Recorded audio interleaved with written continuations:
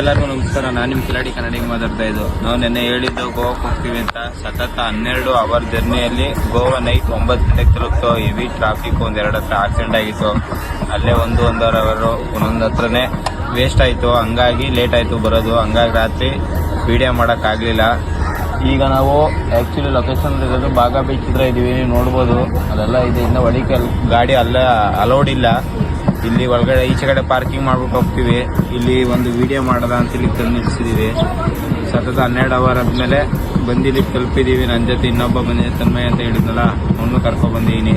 ತನ್ಮಯ್, ಗೋವಾಕ್ಕೆ ಬಂದಿದ್ದು RX-Z ಅಲ್ಲಿ ನಿಮ್ಗೆ ಕಂಫರ್ಟಬಲ್ ಆಗಿತ್ತು, ಹೆಂಗಿತ್ತು? ರೈಡ್ ತುಂಬಾ ಲಾಂಗ್ ಜರ್ನಿ, 12 ಅವರ್ಸ್ ಜರ್ನಿ. ತುಂಬಾ ಬಿಸಿಲು. ಬಟ್ RX-Z ಒಂಥರ ಕ್ರೇಜಿ ಎಕ್ಸ್ಪೀರಿಯನ್ಸ್.